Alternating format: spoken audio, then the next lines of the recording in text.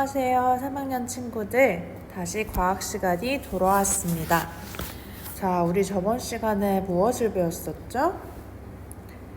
네, 물리 변화와 화학 변화를 배웠었어요. 그래서 이거를 배우면서 물리 변화와 화학 변화의 그 차이점을 알고 또 어떤 것이 물리 변화이고 어떤 것이 화학 변화인지 그 예들을 찾을 수 있다까지가 우리가 해야 할 목표였습니다.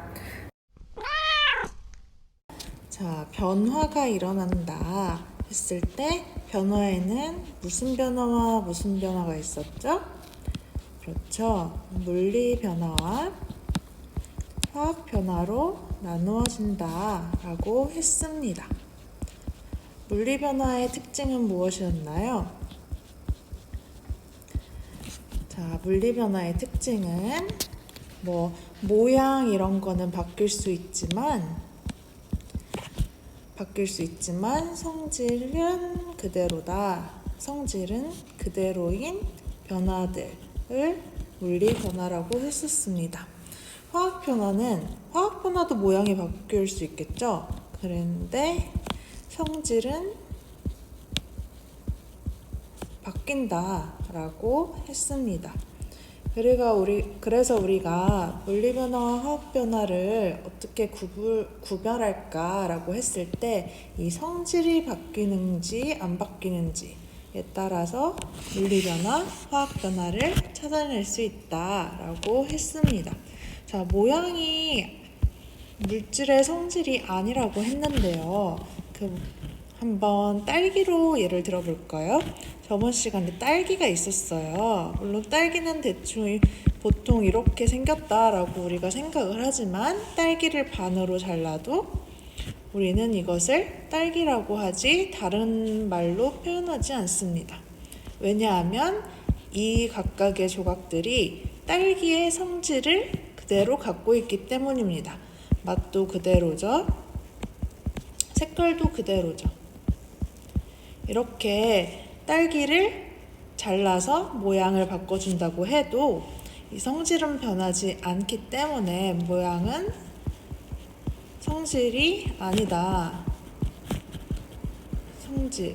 그리고 성질이 물질이 가지고 있는 고유한 특성이라고 했어요. 이 물질만이 가지고 있는 고유한 특성, 이런 특성들이 모여가지고 그 딸기를 이루는 거겠죠. 그래서 주의할 게 모양으로는 판단 불가다, 모양이 바뀐다 해가지고 물리 변화과 화학 변화가 판단할 수는 없다라고 하였습니다. 자, 그리고 다양한 예들을 몇 개를 살펴보았었어요. 그래서 그거를 함께 봅시다. 여기에서 모양을 자르기 이런 것도 물리 변화라고 했습니다. 그리고 이외에도 용해, 저번 시간에 한 거 기억나나요? 설탕이 물에 용해되는 현상, 이것도 물리 변화. 그리고 상태 변화도 물리 변화에 포함된다라고 하였습니다. 자, 그럼 화학 변화를 뭐를 했었나 다시 볼까요? 화학 변화는 뭐가 있었죠? 우선 연소를 시켜서 물질이 재가 되거나 타거나 다른 기체와 결합을 해서 완전 새로운 상태가 되거나 했을 때를 화학 변화라고 했습니다. 그리고 발포정 얘기가 있었죠. 발포정은 물에 녹으면서 기체가 뽀글뽀글 생기는 알약입니다. 그래서 이 발포정도 화학 변화를 거친다라고 했습니다. 그리고 마지막으로 가열하는 경우 화학 변화라고 했는데, 자, 여기서 주의할 점이 가열이라고 해서 모두가 화학 변화는 아닙니다. 왜냐하면 자, 아까 물리 변화에서 상태 변화가 있었죠. 이 상태 변화도 가열을 해서 물질의 상태, 고체가 가열하면 액체가 되고, 그리고 액체를 가열하면 기체가 되는데, 이러한 상태 변화도 가열이라고 하기 때문에 가열을 하면 무조건 화학 변화다라고 하면 안 된다고 생각하면 됩니다. 알겠죠? 그럼 이제 여기서 아니 내가 모양으로 판단하지 않아야 되는 것은 알겠어요. 그래도 성질이라고 하니까 이 물리변화와 화학변화를 구별하기가 헷갈려요. 해서 다른 방법을 또 알려줄 거예요. 왜냐하면 상태변화도 가열이고 뭐 여기서 말한 가열도 다른 화학변화의 가열과 상태변화의 가열이 다르기 때문에 이 둘의 차이점은 또 무엇일까를 오늘 배우게 됩니다. 그럼 지금부터 시작해 볼까요? 물질의 변화가 일어날 때 그 입자들은 어떻게 될까에 대해서 배우는 것입니다. 변화가 일어날 때 우리가 성질에 초점을 맞췄었죠. 그리고 오늘 초점을 맞추는 것은 입자가 어떻게 변하는지입니다. 이 입자의 변화가 과연 어떻게 성질에 영향을 미치는지, 그리고 이 입자가 물리변화, 화학변화 이 구분하는 데에는 어떻게 영향을 미치는지에 대해서 공부해 보도록 하겠습니다. 준비됐나요? 자, 여기가 페이지 16쪽입니다. 16쪽을 펴고 아래 토의 해보기를 보겠습니다. 물질의 변화가 일어날 때 입자는 어떻게 될까라고 되어 있죠? 그래서 학습 목표를 함께 보면 물리 변화와 화학 변화의 차이를 입자 모형으로 설명할 수 있다입니다. 이것을 배우고 나면 여러분들이 이런 애들을 분자, 입자 모형이라고 했었죠. 그래서 이런 모형들을 그리거나 만들거나 해서 이러한 변화를 설명할 수 있어야 합니다. 그럼 선생님과 함께 가볼까요? 먼저 사진을 함께 봅시다. 왼쪽 사진입니다. 물의 기화를 나타내고 있는데요. 물 분자가 어떻게 생겼었는지 기억하나요? 맞습니다. 가운데에 커다랗게 산소 원자가 있고 알갱이, 입자 알갱이 하나하나는 원자라고 불렀었죠. 그리고 수소 원자가 2개가 붙어 있습니다. 이거를 여러분이 예전에 배웠던 거를 기억한다면 이 입자 하나하나는 원자라고 불렀었고 이 전체 원자들의 모임, 성질을 나타내는 원자들의 모임을 분자라고 배웠습니다. 다시 써보면 분자는 물질의 성질을 나타내는 가장 작은 입자입니다. 그리고 사진을 함께 보겠습니다. 물의 기화 사진인데 물이 아래에 있고 기화는 물이 끓어서 수증기가 되면은 기화한다 라고 합니다. 그럼 다시 더 구체적으로 분자 모양이 어떻게 나와 있는지 볼까요? 자, 우리가 이쪽 보면 물 분자가 이렇게 생겼구나 라고 확인을 했습니다. 그리고 물을 보면 물 분자 간의 거리가 가깝다는 것을 확인할 수 있겠죠.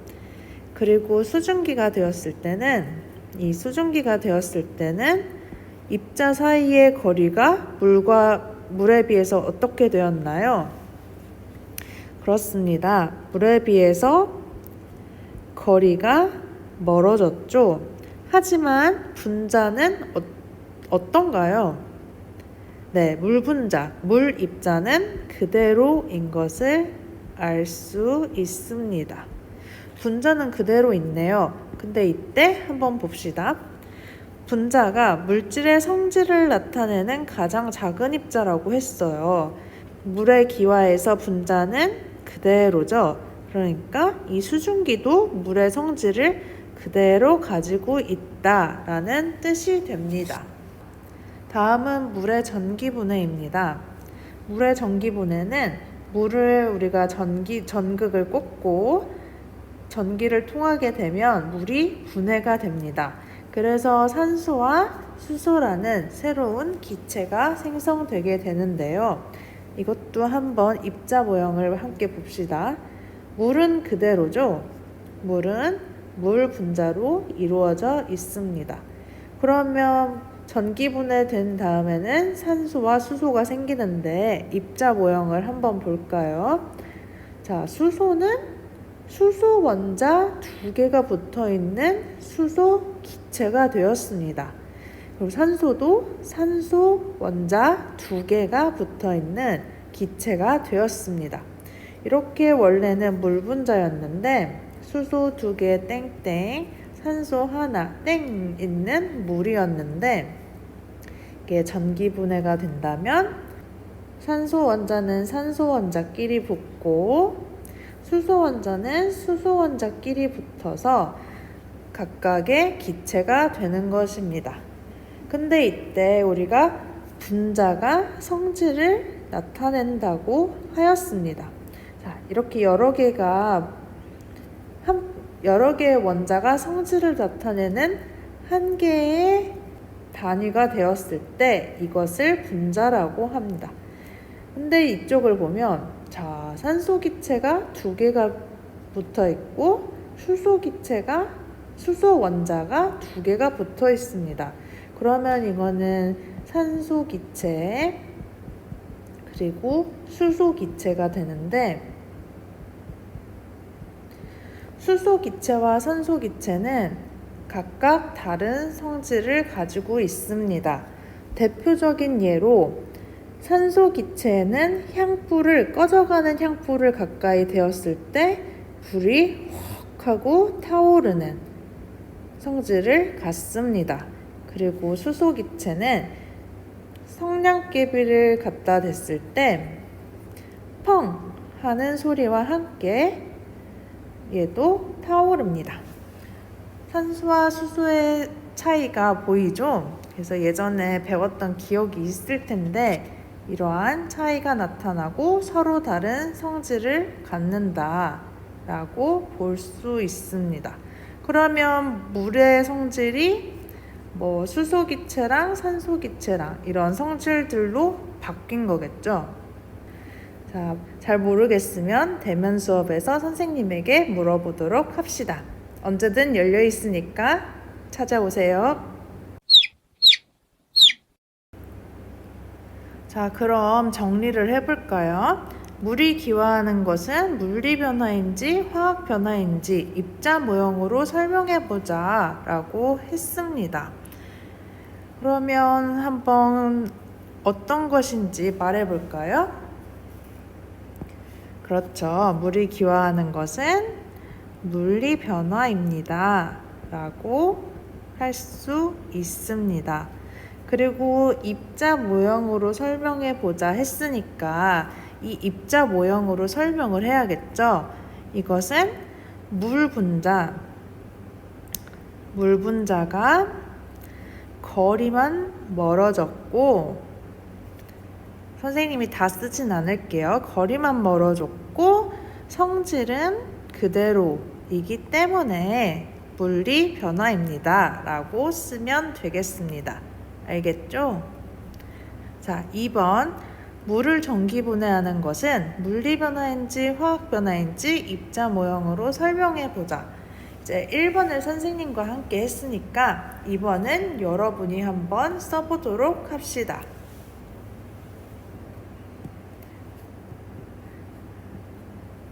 모두 써봤나요? 그럼 함께 보겠습니다. 이건 물을 전기 분해하는 것은 무엇이라고 썼나요? 그렇죠. 잘 적었을 거라고 생각을 해요. 물을 전기 분해하는 것은 화학 변화입니다. 그리고 이것도 입자 모형으로 설명해 보자 라고 했으니까 우리가 보았던 모형들을 이용해서 설명을 해야겠죠. 그래서 물 분자가 수소 분자와 산소 분자로 분해되기 때문에 이것은 성질이 달라지고 따라서 화학 변화입니다 라고 적어주면 되겠습니다. 이에 대한 설명이 아래에 나와 있습니다. 그래서 함께 읽어볼까요? 물이 기화하면 분자 사이의 거리가 멀어지지만 분자의 종류는 달라지지 않는다. 그래서 물의 기화는 물질의 성질이 변하지 않는 물리 변화이다 라는 것입니다. 이렇게 쓰면 완벽하겠네요. 그리고 두 번째로 봅시다. 물을 분해하면 물 분자를 구성하는 원자의 배열이 변하면서 수소 분자와 산소 분자가 새롭게 생성된다. 즉, 전기 분해는 성질이 다른 새로운 물질이 만들어지는 화학 변화이다. 성질이 다른 새로운 물질 해서 화학 변화이다 라는 것입니다. 화학 변화가 이루어질 때는 원자의 배열에 변화가 생겨서 그런다 라는 것을 기억해 두면 좋겠습니다. 그럼 다음 장 17쪽을 보도록 하겠습니다. 일상생활에서 다양한 물질 변화의 예를 찾아 물리 변화와 화학 변화로 구별해 보자 라고 되어 있습니다. 우리 학습 목표 중에 하나가 일상생활에서의 예를 찾아 물리 변화와 화학 변화로 구분할 수 있다 였는데요. 이걸 선생님이 저번 시간에 2개 정도 찾아보자 라고 했는데 여러분이 고민을 해봤는지 모르겠어요. 그래서 원래는 대면 수업을 하게 되면 이 조사 탐구를 학교에서 하려고 했었거든요. 근데 아쉽게도 비대면 수업으로 진행되기 때문에 그냥 함께 보도록 하겠습니다.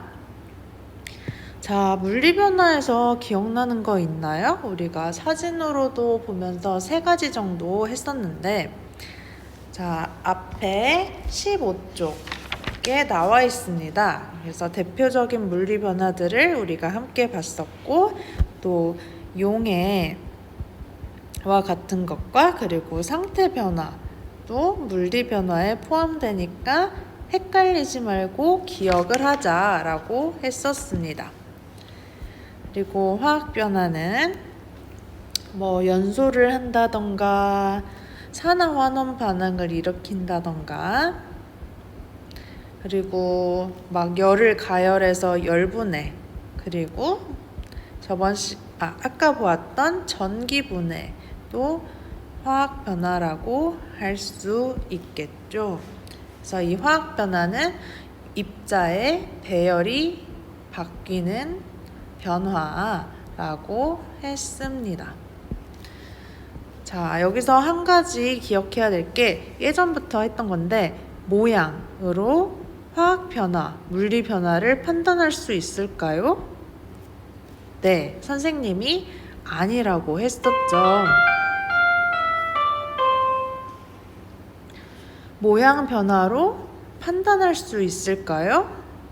네, 선생님이 아니라고 했습니다. 모양은 성질에 포함되지 않기 때문에 모양으로 이거는 모양이 바뀌었으니까 물리 변화야, 이건 모양이 바뀌었으니까 화학 변화야 라고 할 수 없다고 했었습니다. 이거 잘 기억해 두시고요.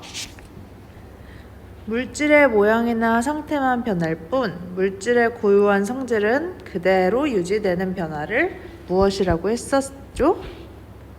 그렇습니다.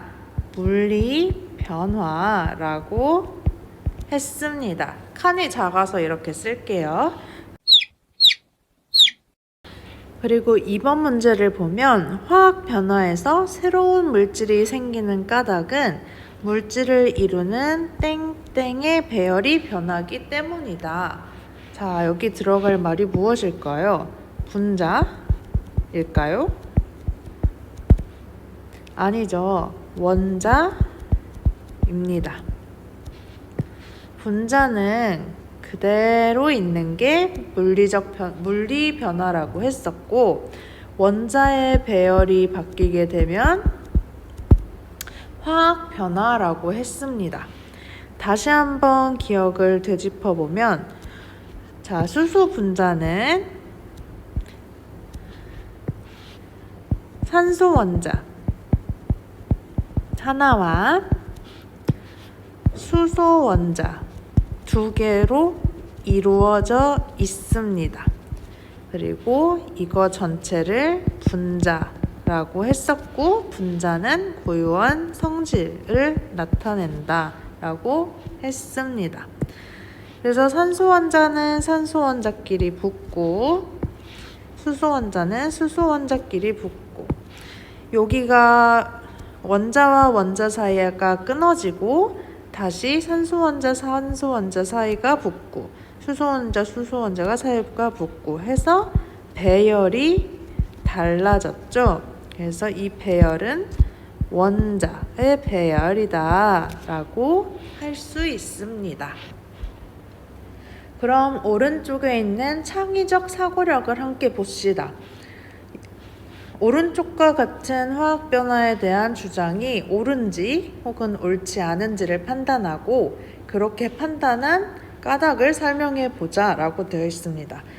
옳지 않은지 옳은지 판단을 먼저 해야겠고, 그 다음에 그렇게 판단한 까닭을 설명을 해 보아야 합니다. 먼저 이 친구가 한 말을 볼까요?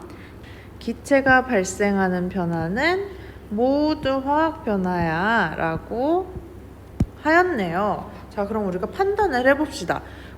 옳은지 옳지 않은지 판단을 하려면 이 말이 맞나 생각을 해봐야 될 텐데, 여러분의 생각은 어떤가요? 우선 화학 변화를 생각해 볼까요? 막 연소도 화학 변화라고 했었던 것 같고, 또 뭐 열분해 이런 것도 화학 변화라고 했었던 것 같은데, 이렇게 불로 인해서 분해되고 연소하면은 기체가 발생하지 않나? 그러면 이 친구처럼 모두 화학 변화겠다 라고 생각할 수 있을 수 있겠죠. 충분히 그럴 수 있습니다. 하지만 이 말은 틀린 말입니다. 자, 우리 기억을 더듬어 볼까요? 아까 배웠던 물의 기화를 생각해 봅시다. 물의 기화는 물이 물의 기체 상태인 수증기가 될 때를 기화라고 한다라고 했습니다. 자, 물의 기화가 물리 변화였나요? 화학 변화였나요? 그렇죠. 이거는 물리 변화였습니다. 그래서 기체가 자, 수증기가 되는 것은 기체 발생 반응이죠. 기체가 발생하는 반응입니다. 하지만 이것은 물리 변화였죠. 그래서 모두 화학 변화인 것은 아니다라는 걸 알 수 있습니다. 그래서 우리가 물리 변화, 화학 변화를 판단할 때는 어떻게 한다고 했었는지 다시 한번 생각을 해봅시다. 먼저 성질이 변하는지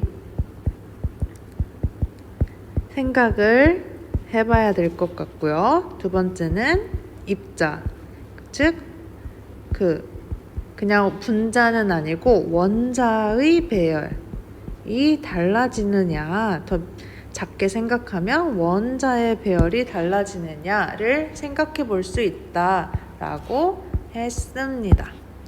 이걸 잘 기억을 해 두었다가 물리변화, 화학변화를 판단하는데 여러분이 잘 쓸 수 있었으면 좋겠습니다. 그럼 이거를 아래쪽을 지우고 선생님이 다른 문제를 하나 내볼게요. 여러분이 한번 생각을 해봅시다. 여기에서는 기체가 발생하는 반응을 모두 화학변화라고 얘가 잘못된 말을 했어요. 그러면 이건 어떨까요?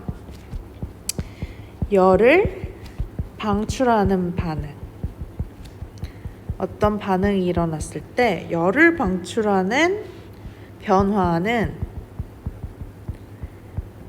모두 화학 변화이다 라는 질문이 있을 때 여러분은 이에 반박할 수 있나요?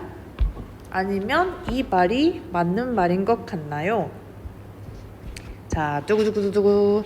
정답은 NO입니다. 아니다.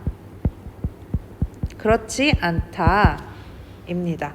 왜냐하면, 자, 상태 변화를 떠올려 봅시다. 얼음이 있고, 얼음이 온도가 따뜻하면 열 받아서 물이 되죠. 물이 또 열을 받아서 수증기가 되었었습니다. 이러한 상태들이 변하는 애들을 상태 변화라고 우리가 불렀었는데, 반대쪽으로 가는 이 화살표, 반대쪽 방향 화살표로 가는 게 열을 방출하는 반응입니다. 그리고 아래쪽은 열을 흡수하는 반응이었죠.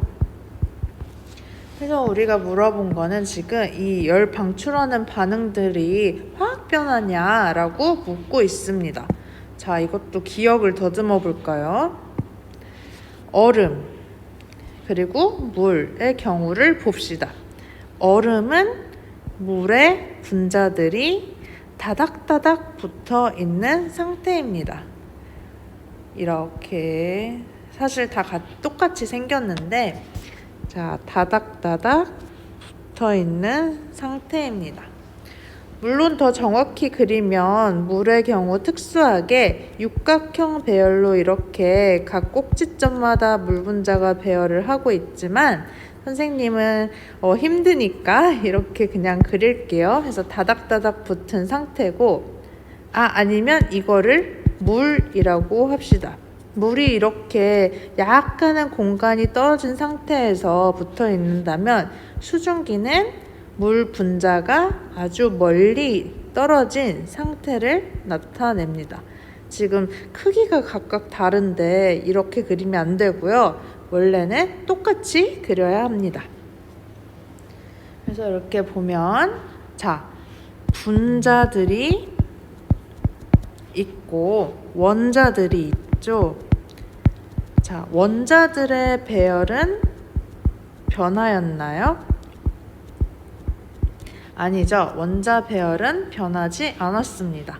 왜냐하면 원자들은 그대로 산소 원자 하나와 수소 원자 2개가 붙은 이 귀여운 상태로 배열되어 있기 때문입니다.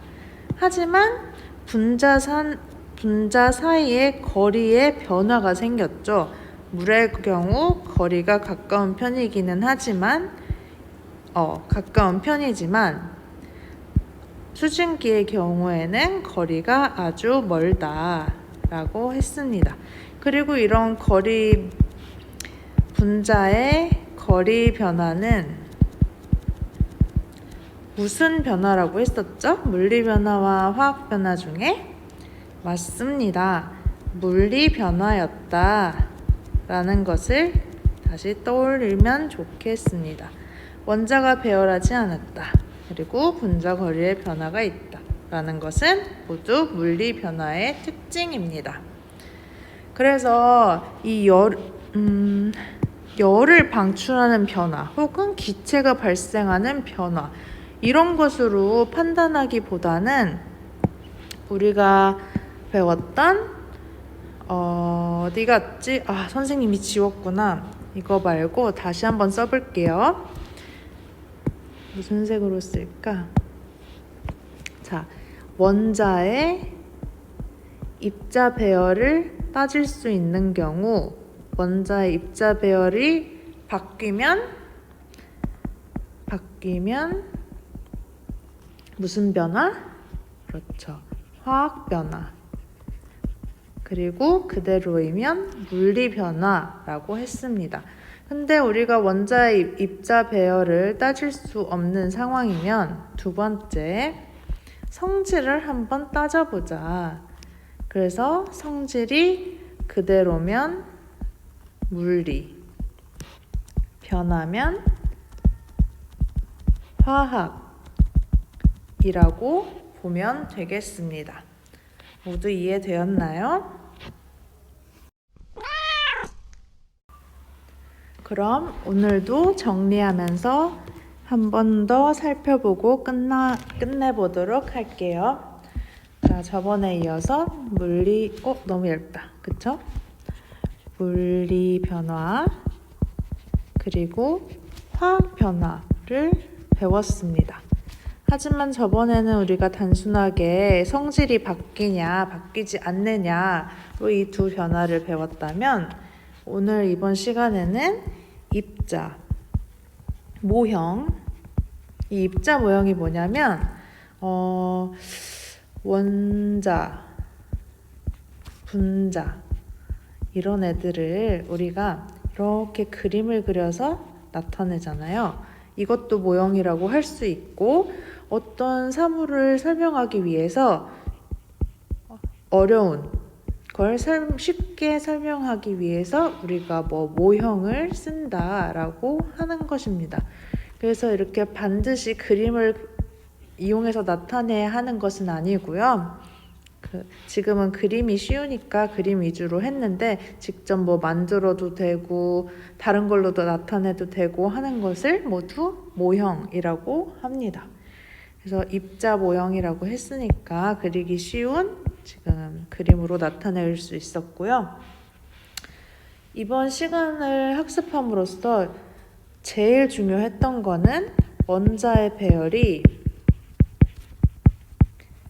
바뀌냐 안 바뀌냐에 따라서 물리 변화와 화학 변화가 차이가 난다. 우리가 그걸로 구별할 수 있다라고 배웠습니다. 그래서 물리 변화는 원자의 배열이 바뀌지 않는 애들, 그리고 화학 변화는, 여기 변화를 선생님이 안 적었네요. 화학 변화는 바뀌는 변화라고 할 수 있습니다.